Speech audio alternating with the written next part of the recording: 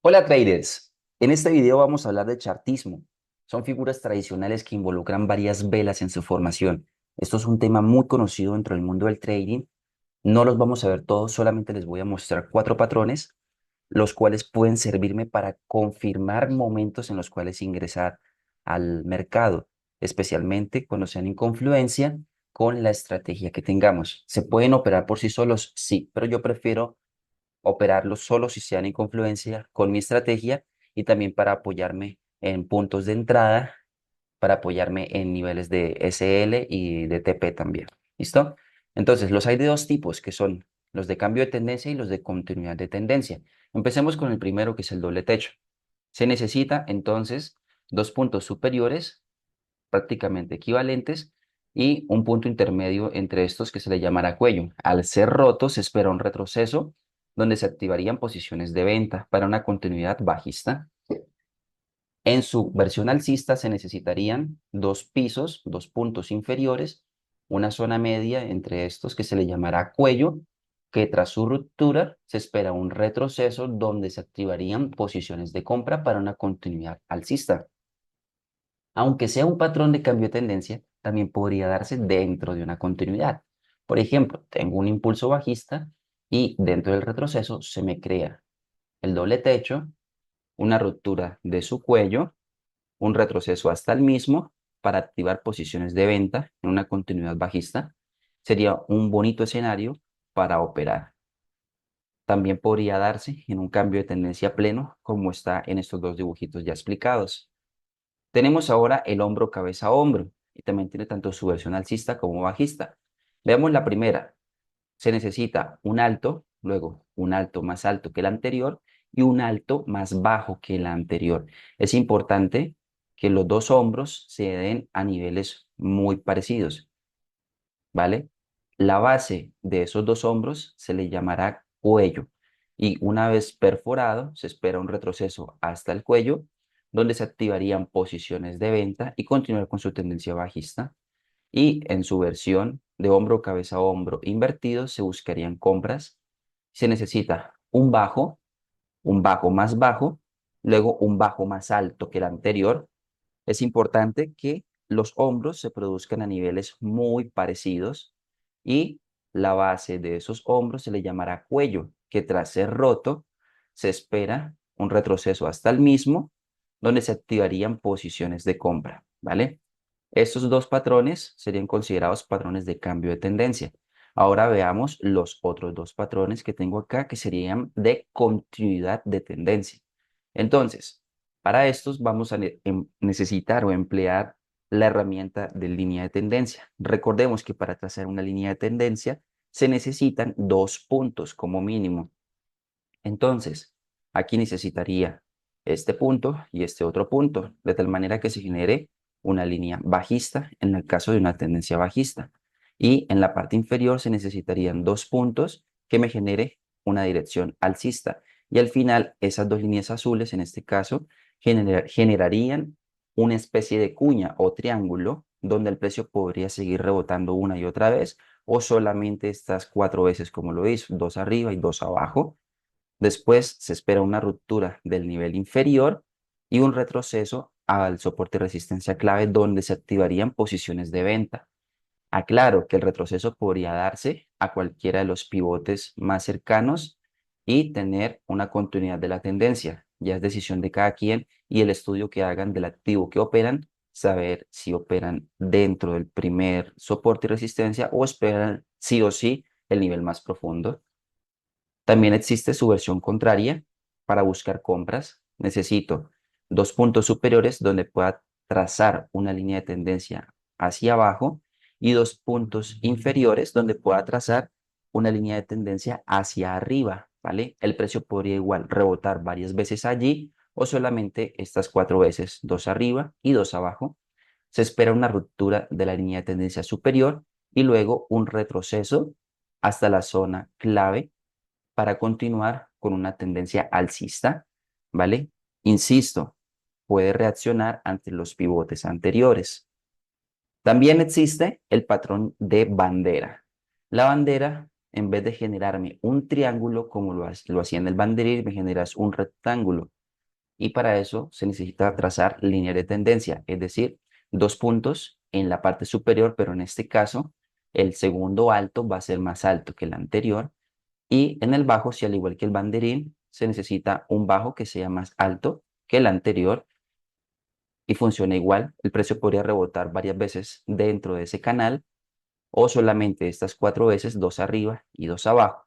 Después se espera una ruptura del último pivote inferior, un retroceso hasta el mismo y se activarían posiciones de venta para continuidad bajista. Y en su versión alcista, se necesitan igualmente dos puntos donde el segundo alto sea más bajo que el anterior y en la parte inferior un bajo más bajo que el anterior para trazar la línea de tendencia. El precio podría seguir respetando este canal tantas veces como quiera o solamente estas cuatro veces, dos en la parte de abajo y dos en la parte de arriba. Se espera una ruptura del último pivote, en este caso hubo tres pivotes para el ejemplo, un retroceso hasta esa zona clave y se activarían posiciones de compra para una continuidad alcista. Vuelvo a insistir, el precio podría reaccionar ante los pivotes más cercanos y podría incluso dejarnos afuera de una operación en el caso de operar estos patrones. Vamos a verlos ahora en el gráfico para entenderlos mejor. Aquí tenemos el patrón de bandera alcista. La bandera entonces está compuesta por un mástil y luego los puntos estructurales que señalamos anteriormente en el dibujo. Tenemos un punto superior, dos puntos superiores, me habilita para trazar una línea hacia abajo en medio de una tendencia alcista y dos puntos en la parte inferior, los cuales me habilitan para trazar esta línea de tendencia hacia abajo. Veamos que el precio rebotó dos veces más en la parte inferior y luego una vez en la parte superior. Esta línea blanca me traza la ruptura y luego un retroceso que, fijémonos bien, el retroceso en este caso toca los dos puntos estructurales, tanto el primero como el segundo. De hecho, el segundo no lo alcanzó a perforar tan bien y allí tiene la reacción para continuar con su tendencia alcista. Si fuéramos a operar este patrón, se cree que la proyección que alcanzará, es decir, el take profit, es igual al tamaño del mástil. Entonces, se mide desde el último punto estructural hasta el alto y se proyecta desde la ruptura y allí el precio perfectamente lo alcanza. Sigamos con más ejemplos. Tengo aquí para ustedes un hombro, cabeza, hombro invertido. Bien, veamos aquí está marcado hombro, cabeza, hombro. Como ven, no es tan limpio como se presenta dentro de los dibujos y para eso hay que afinar un poquitico los ojos. ¿Cómo se hace eso? Practicando, haciendo backtesting, comiendo horas y horas de pantalla. Esa es la manera de aprender, ¿vale? Aquí tenemos el primer hombro, luego una cabeza que es más bajo, un bajo más bajo que el anterior, luego tenemos un avance con un retroceso donde se crea un hombro que es equivalente al primero, una ruptura del nivel del cuello, que en este caso el cuello se da de manera alcista, ¿sí? Aquí se ve el cuello, luego se traza la línea horizontal para medir la zona de cuello, tiene su retroceso como lo vemos con esta línea blanca y su dirección alcista. En este caso, para proyectar el objetivo de ganancias, yo lo mido de la siguiente manera. Tomo la punta de la mecha, la segunda más alta en este caso, y lo proyecto hasta el cuello, pero no a la punta de la mecha, sino hasta el close. Y esa es la distancia que yo voy a proyectar desde la ruptura del cuello, lo que me daría esta zona como objetivo de ganancias. Y para medir el SL, lo que hago es ya sea cubrir el primer hombro o cubrir el segundo hombro, ya si somos más conservadores o más agresivos.